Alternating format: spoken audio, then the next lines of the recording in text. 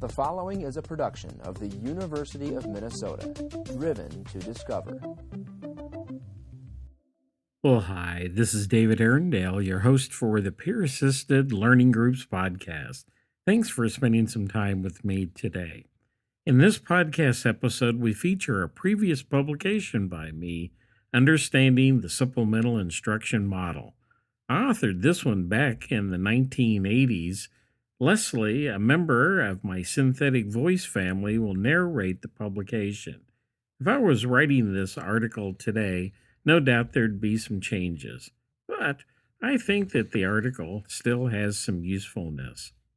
I created a new podcast that features my previous publications. It's named the Equity Podcast, Equal Outcomes for All Students. It is available at www.equitypodcast.org. You can also find links to all of my podcasts, Facebook pages, Twitter feeds, and YouTube channels at www.davidmedia.org. I'm providing a couple of samples of what will appear on that podcast on this one.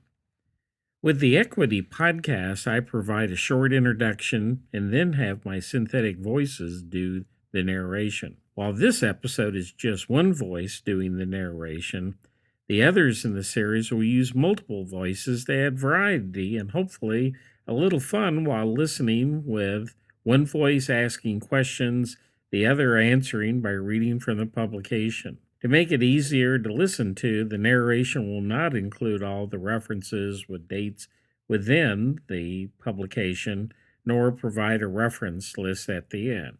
You can find the original document by doing a Google search. In addition to this audio episode, I also provide a PDF transcript of the original publication. I hope these words are useful in your work. Let's listen to Leslie tell us about understanding the SI model. Understanding the Supplemental Instruction Model by David Arundel. Supplemental Instruction, SI, is a student academic assistance program that increases academic performance and retention through its use of collaborative learning strategies. The SI program targets traditionally difficult academic courses, those that typically have 30% or higher rate of D or F final course grades or withdrawals, and provides regularly scheduled, out-of-class peer-facilitated sessions that offer students an opportunity to discuss and process course information. High-risk courses versus high-risk students. SI thus avoids the remedial stigma often attached to traditional academic assistance programs, since it does not identify high-risk students, but identifies historically challenging courses. SI is open to all students in the targeted course, therefore, pre-screening of students is unnecessary. Since the SI program begins the first week of the academic term, the program provides academic assistance during the critical initial 6-week period of class, before many students face their first major examination. Attrition is highest during this period. Historically difficult courses often share the following characteristics: large amounts of weekly readings from both difficult textbooks and secondary library reference works, infrequent examinations that focus on higher cognitive levels of Bloom's taxonomy, voluntary and unrecorded class attendance, and large classes, in which each student has little opportunity for interaction with the professor or the other students. SI is often attached to traditionally difficult courses that serve first and second year students. Several institutions report the successful use of SI with students in graduate and professional schools. However, each institution may develop its own definition of historically difficult courses. Such a designation for a course makes no prejudicial comment about the professor or the students. It is a numerical calculation that indicates a sizable number of students have difficulty in meeting academic requirements for the class. Rather than blaming the students or the professor, the designation suggests that additional academic support is needed for students to raise their level of academic performance to meet the level deemed appropriate by the classroom professor. In recent years, the popular and professional literature has been replete with extensive discussions about who is at fault for the perceived lower quality of student academic achievement. SI bypasses this issue and provides a practical solution that helps students meet the professor's level of expectation. Proactive assistance before problems occur. Assistance begins in the first week of the term. The SI leader introduces the program during the first class session and surveys the students to establish a schedule for the SI sessions. Attendance is voluntary. Students of varying abilities participate, and no effort is made to segregate students based on academic ability. Many underprepared students who might otherwise avoid seeking assistance will participate in SI since it is not perceived to be remediation, and there is no stigma attached. Such stigma can cause motivation problems for developmental students. SI enables students to master course content while they develop and integrate effective learning and study strategies. Therefore, learning study strategies, for example, note-taking, organization, test preparation, are integrated into the course content during the SI sessions. Immediate practice and reinforcement of these acquired skills are provided. SI collaborative sessions capitalize on the use of the teachable moment to apply the learning strategies to the course material. Educational researchers have concluded that it is difficult to teach transferable study skills in isolation from content material. Features of SI that contribute to student success. Several features of the SI model operate to influence higher levels of student academic performance. The impact of supplemental instruction can be quantified by positive differences in student performance and retention rates. The following factors are most often mentioned by SI staff, as well as by participating faculty and students. The service is proactive rather than reactive. SI schedules are set during the first week of class, allowing students to obtain assistance before they encounter academic difficulty. Most early alert retention programs are not triggered until the student has already earned a D or F on a major examination. The service is attached directly to specific courses. Reading, learning, and study skills instruction are offered in the context of course requirements and as an outgrowth of student questions and concerns. Thus, instruction has immediate application. While many students may self-report their need for academic assistance, only a small group will voluntarily attend workshops that feature instruction in isolation. The more common tutorial practice of providing instruction based largely upon the student's perceptions of what occurred in class. Student perceptions are often distorted as well as time-consuming to report during the academic assistance sessions. By design, SI is not a remedial program. Although SI is effective with underprepared students, it is not viewed as remedial. The students who are most likely to volunteer initially are those who tend to be better prepared academically. The willingness of this group to participate encourages the participation of less able students, who often find it difficult to admit that they need assistance. SI sessions are designed to promote a high degree of student interaction and mutual support. Such interaction leads to the formation of peer study groups and facilitates the mainstreaming of culturally diverse as well as disadvantaged students. SI has relied upon the power of group study for the past 20 years, long before the current trend of promoting collaborative learning groups in higher education. SI provides an opportunity for the course instructor to receive useful feedback from the SI leader. Students generally hesitate to be candid about academic concerns to course instructors for fear of demeaning themselves or offending the professor. They will, however, openly acknowledge their problems to the SI leader. The duty of the SI leader is to listen to their comments and then to redirect the students toward developing strategies to cope with the situation. The SI leader is not to assess the course professor or agree or disagree with student comments. If the course professor has previously invited feedback from the SI leader shares student comments or concerns in a non-threatening and anonymous fashion, privately with the course instructor. When SI may be less effective. While success varies among and between SI programs, we have no data that would suggest any major limitations in SI. We do know, however, that conducting SI is more challenging in content areas where prerequisite skills are a key variable. For example, if students do not remember any algebra, they will have a particularly difficult time in chemistry. SI can be and is effective in these areas. However, SI leaders must invest more time in planning. SI sessions often need to last longer than 50 minutes to cover additional material and provide additional time for students to practice and master the course material and study strategies. Additionally, SI groups may need to be reorganized to ensure that leaders who review the basics of algebra do not bore the more mathematically able students. Our experience has been that SI is least effective when it is attached to remedial or developmental level classes. First, students may refuse to attend SI sessions if they do not perceive the course to be demanding. Second, SI has not been effective for students who cannot read, take lecture notes, write, or study at the high school level. Therefore, we stress that adopting institutions use SI in non-remedial settings with high-risk, demanding courses. We have also found that the SI model needs to be slightly modified in courses that are problem-based and involve practice for mastery. In those circumstances, SI sessions need to be more frequent and sometimes longer. For example, a 3-credit-hour accounting course might require sufficient SI sessions to allow for the review of various types of problems, or a calculus class might require extended sessions to allow time for modeling and practice, so that students become proficient problem solvers. Psi Program Personnel. Key people involved with SI on each campus include the SI leaders, the Si Supervisor, and the course instructors. Each plays an important role in creating the environment that allows the SI program to flourish. With the increasing diversity in the college classroom and in the level of student academic preparedness, institutions are seeking to develop a community of learners.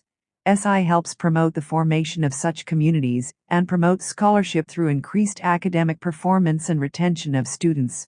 Faculty enjoy the resources and support provided by the SI leader.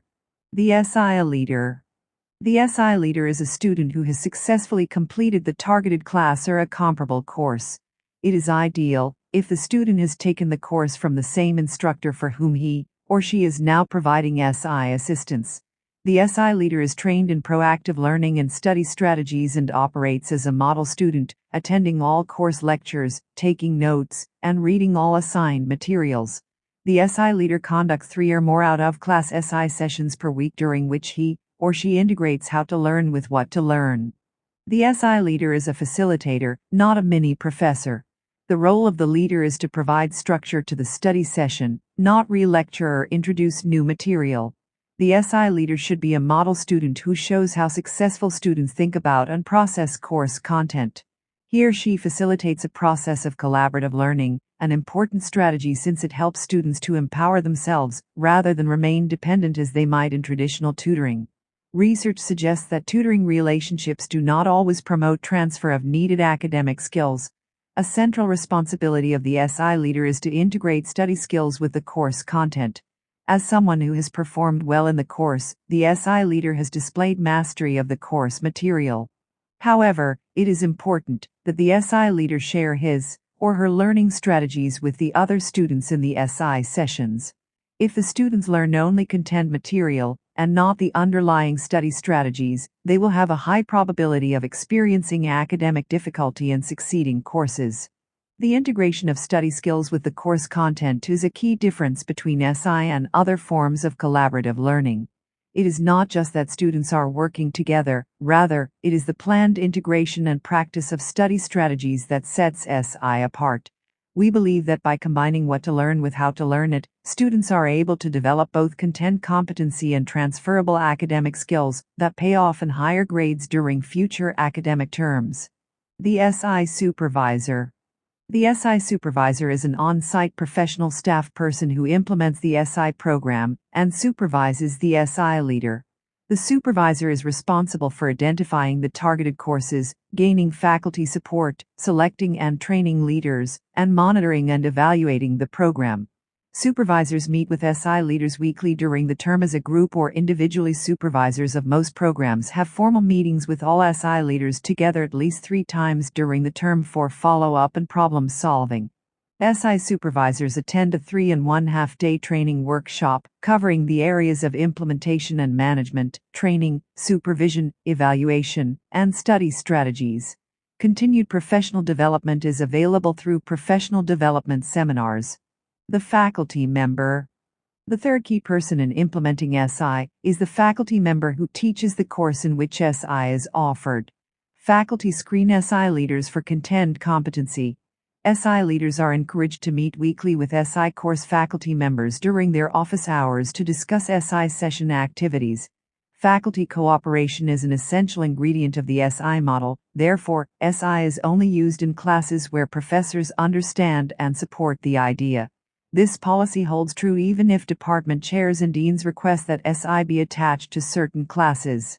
While regular meetings are encouraged, faculty are free to choose their level of involvement with the SI leaders and the program supervisor. Some faculty members choose to meet with the SI leader to plan for SI sessions. This may include the creation of worksheets, mock examinations, or other materials.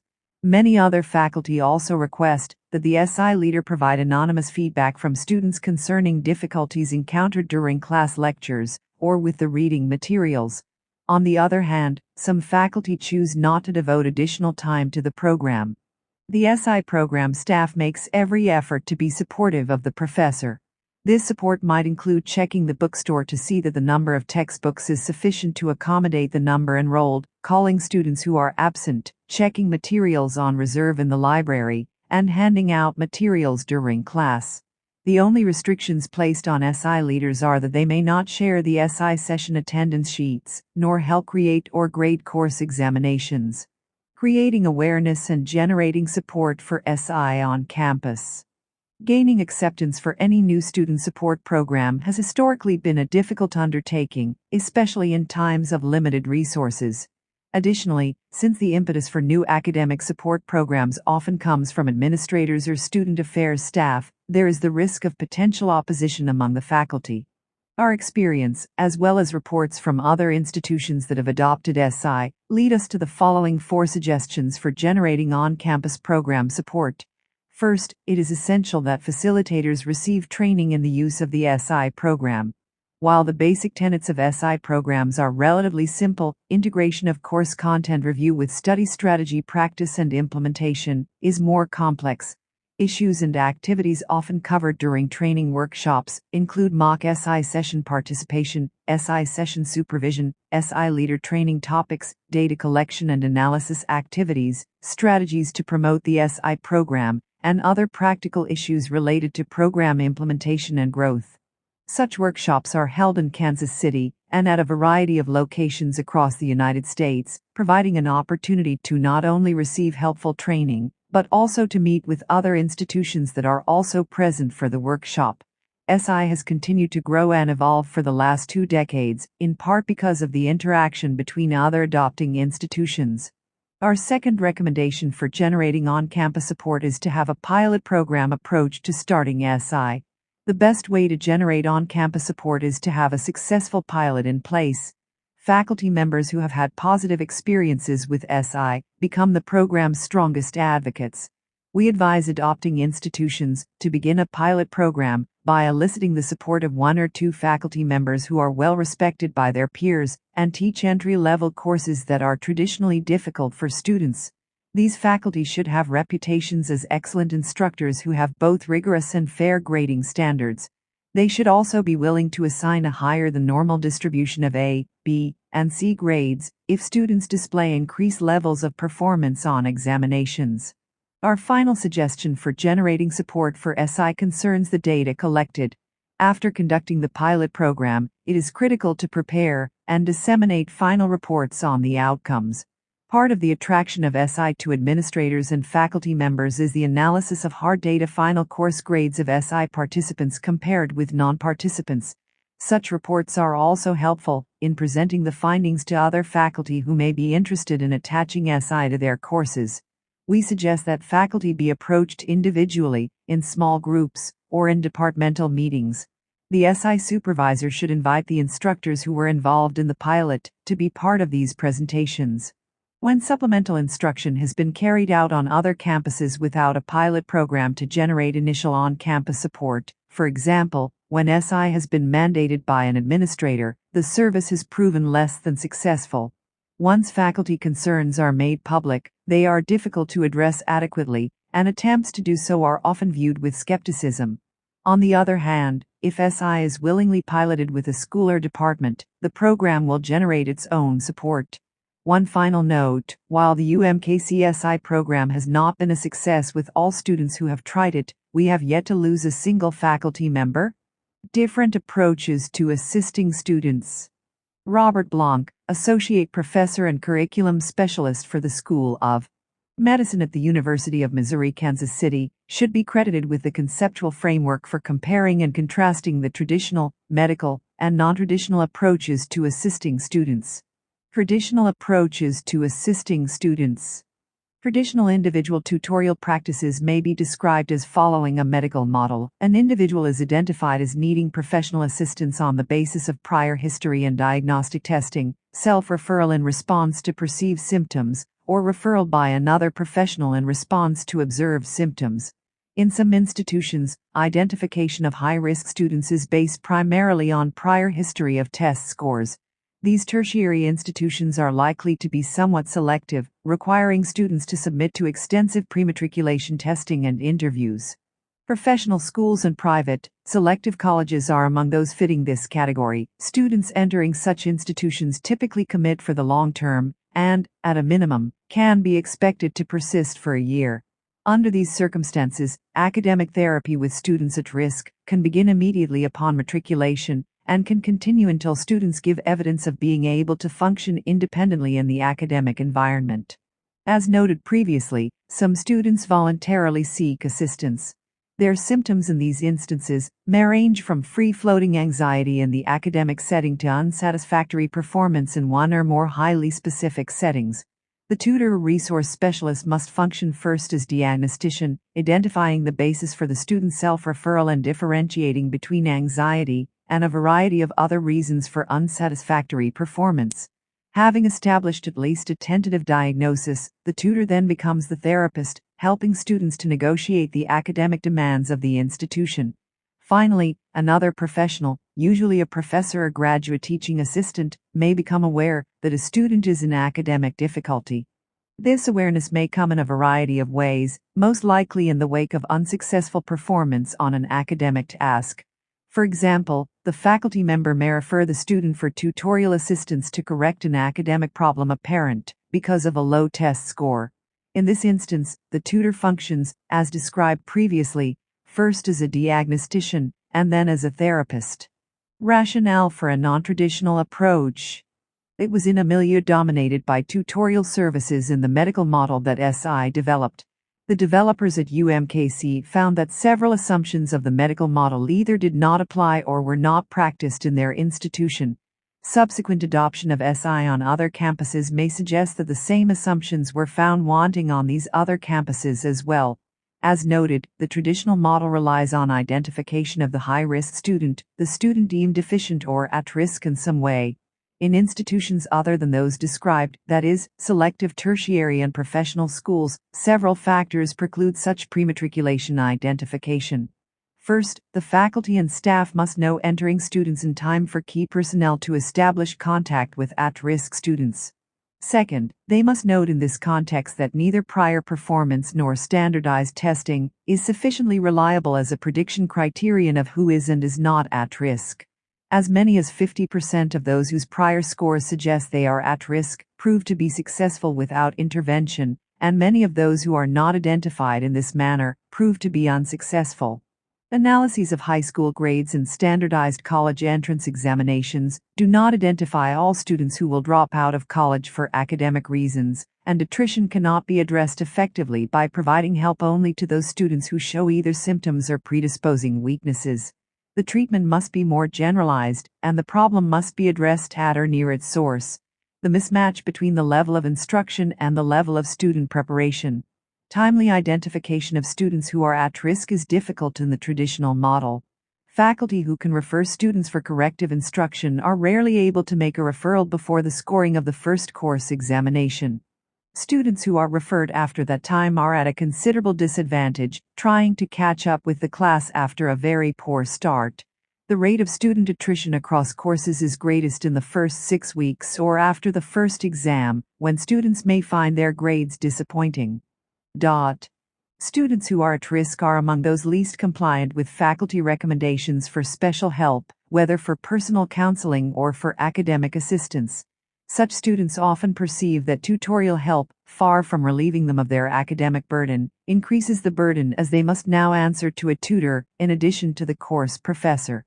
Finally, students who are at risk are notorious for their reluctance to refer themselves for assistance until much too late. Whether through denial, pride, or ignorance, students who need help the most are least likely to request it. So goes the axiom of the learning assistance trade. SI first developed in an institution that did not fit into the medical model described previously. At UMKC, students can register as late as the first day of class, with their prior transcripts and test score data to be submitted sometime before the beginning of the following semester. This large inner-city commuter institution typically turned over 40% of its students each semester, most of them due to transfer, but some due to the phenomenon now known as stopping out as distinguished from dropping out. Stopping out refers to the widespread practice of taking no classes during a semester that would be devoted to other priorities, such as working to re-establish a bankroll sufficient to allow subsequent re-entry. Delivery of services from the first day of class changes the support program from a reactive to a proactive mode.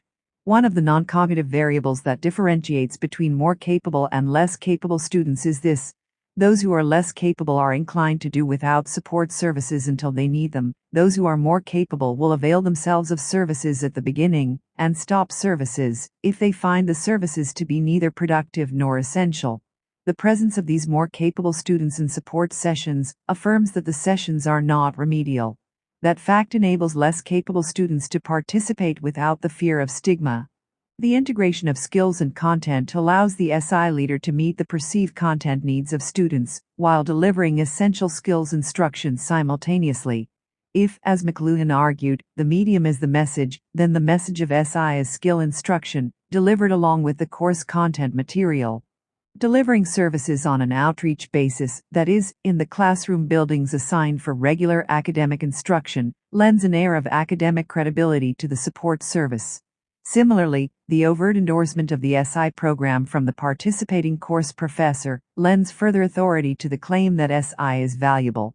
Of course, the voluntary nature of the SI Pact, which is renewable every week, or every day, for that matter, comforts the wary student who shuns taking on additional responsibility. The combination of voluntary participation, early intervention, and proactive support differentiates the SI model from the traditional medical model that relies on diagnosis of signs and symptoms, followed by prescriptive treatment. Conclusion. It has been nearly 2 decades since supplemental instruction first appeared in higher education. After starting at the University of Missouri-Kansas City in 1973, SI has been implemented at a variety of institutions across the United States and around the world.